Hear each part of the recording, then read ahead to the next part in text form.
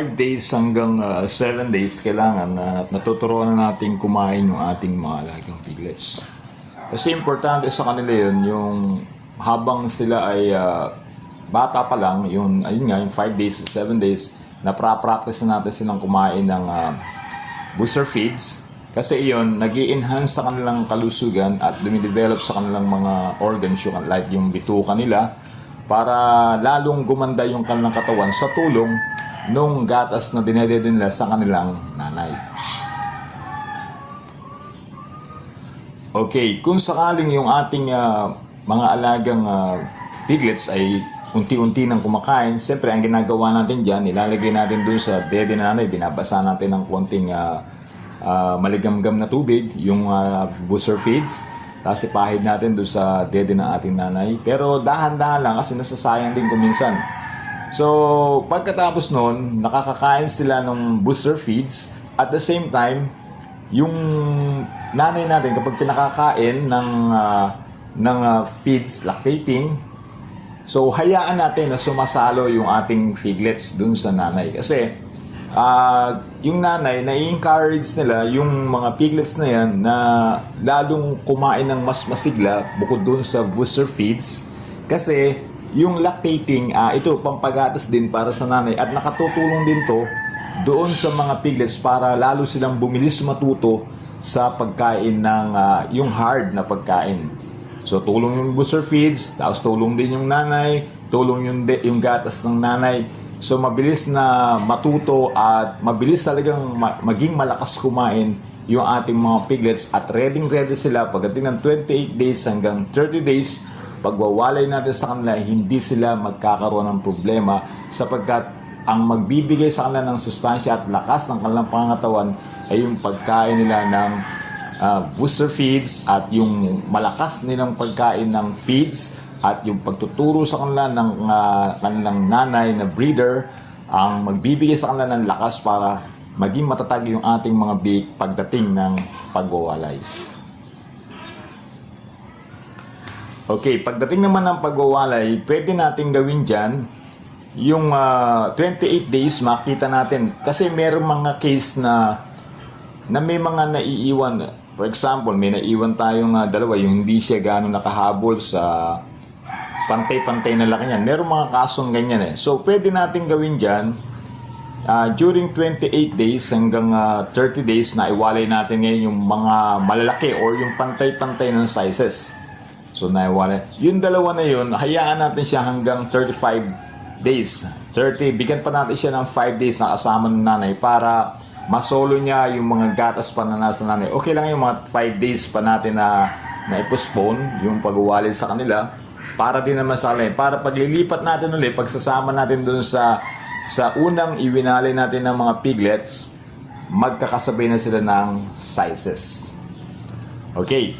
Kung dumating na yung pag-uwalay natin sa kanila, okay na, naka-separate na sila ng kulungan.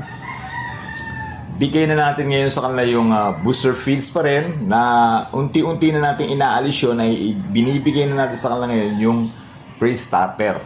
Ang pre-starter, pakakainin natin sila up to 60 days. Yung 60 days na yun, bigay natin talaga yung pre-starter hanggat gusto nilang kumain ng pre-starter kasi wala na yung gatas ng nanay. Yung pre-starter ngayon ang susustento sa kanila para sila ay tuluyang mas maging malaki at matatag yung kanilang build-up ng kanilang katawan. So pagkatapos ng 60 days, papasok tayo sa 61 days up to 90 days. Dito naman yung starter natin, starter feeds. So bigay natin sa kanila yung 1 kilo per piglet. So ganito ang diskarte dyan mga brothers. Kung magpapalit na tayo sa starter, wag natin silang binibiglang pagpapalit. Puro gradual yan mga brothers. Example, pagdating ng 55 days, lagyan na natin sila ng konting starter. Haluan na natin yung pre-starter.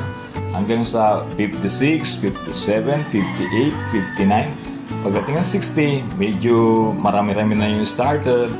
Halimbawa, magpapakain tayo ng 7 kilos dahil ay 10 kilo, alam ba, o 10 yan. So hindi naman nila kayang ubusin yan. ang gawin natin, nakahalo na yung starter. At the same time, pag bibigay natin talaga ng purong starter, hindi na kakaiba sa kanila yung pagkain na yun. Kasi 55 days pa lang, nalalasahan na nila yung starter na yun. So, familiar na sa kanila yung pagkain na yun. Pwede rin yung iba, nagpupurga. Pwede rin yun, pero iba, hindi naman, dire-diretso lang. So, pag bibigay natin ng ganon, halimbawa, kung 10 kilo yan, 10 piglets, bigyan natin siya ng 5 kilos sa umaga, 5 kilos sa hapon. Pero nakalalamang, in 61 days, hindi nila kayang ubusin yung 10 kilos na yan, mga brothers. Kahit na yun ang nire-required, hindi nila mauubos yun. Tingnan natin kung hanggang saan yung kapasidad muna ng ating mga piglets na winalay na yun. Tingnan natin kung hanggang saan. So, halimbawa, ang nakain lang niya 8 kilos, yun lang ang nakain talaga. Kasi hindi naman natin pwede ibaba doon yun eh. Kasi baka puntahan ng mga daga yan sa gabi. Yung ating mga kulungan. So, yun, doon, magkakaroon ng infection yung ating mga alaga.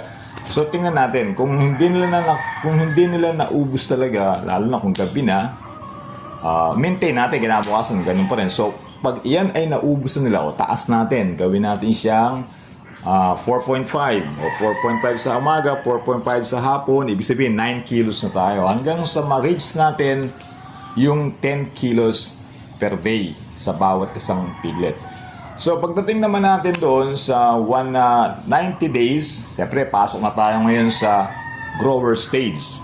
Yung grower stage na yan, tataas na rin yung ating pagkain, pero tataas siya ng timbang yung pagkain yan, pero bababa naman yung cost ng halaga niya kasi mas mahal yung starter sa grower.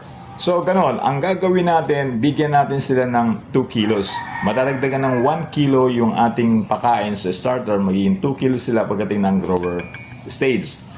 So bigyan natin, gradual lang uli yan mga brothers. Unti-unti natin silang patitikimin uli ng grower para hindi na rin maging bago sa kanila yun. Para pagdating ng 91 days, very familiar na sa kanila yung grower feeds na yun. Ganun lang yan mga brother. Pagdating ng 121, papasok na tayo ngayon sa finisher. So sa finisher naman, ibigay natin sa kanila yung 2.5 hanggang 3 kilos per ano yan, per baboy na yan, hindi na per piglet kasi malalaki na yan.